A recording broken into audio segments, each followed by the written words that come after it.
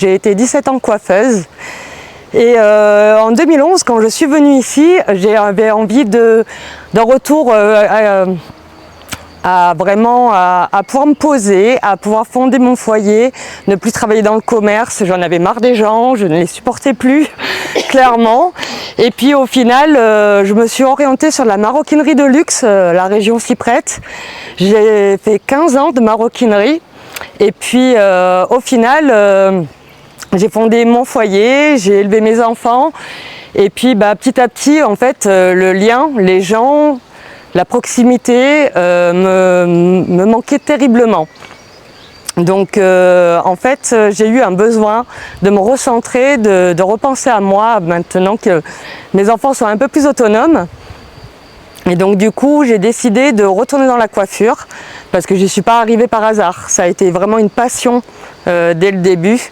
Et en fait, la passion est revenue petit à petit en coiffant belle maman, beau papa, les amis, les cousines qui se marient, etc.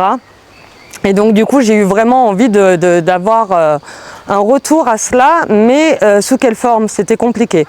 En salon de coiffure, pour marcher, il faut aller dans les villes pour avoir un maximum de passages, de brassages, avoir la possibilité d'avoir un maximum de monde. Dans les villages, c'est ce qui m'intéressait davantage, c'est la proximité, le lien, l'approche, le fait de prendre du temps, de parler, de communiquer, d'échanger, de conseiller et de ne pas rentrer dans une chaîne où on faisait du train-train vraiment à la va-vite en fait, juste pour faire du chiffre en fait à la base. Mais dans un village, on le sait, malheureusement, quand on est dans une cité dortoir, souvent, moi je habite Cuya, je ne sais pas si vous connaissez, c'est pas très loin, on n'a pas de salon de coiffure, ça c'est vrai. Par contre, tous les gens qui habitent Clermont consomment à Clermont et pareil dans les autres villes en fait.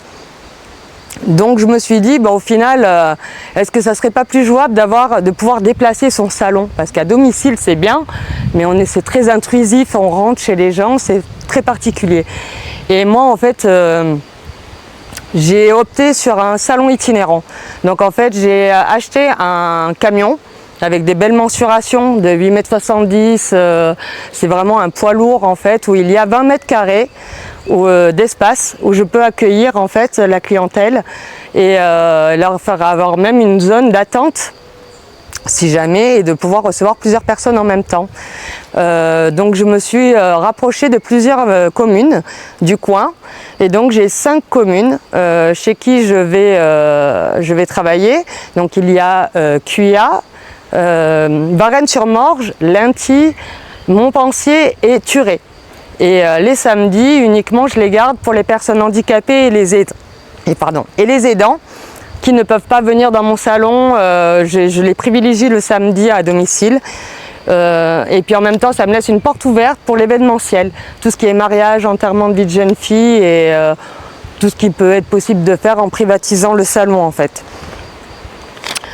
Donc j'ai dû faire une transition professionnelle pour pouvoir monter mon entreprise parce qu'au jour d'aujourd'hui c'est compliqué de lâcher un CDI pour devenir entrepreneur, d'autant qu'il y a beaucoup de démarches.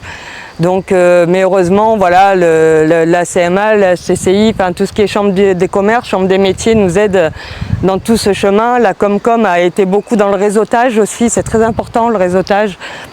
Quand on a un projet, une idée, il ne faut pas hésiter à en parler parce que c'est vraiment les échanges sont très enrichissants en fait.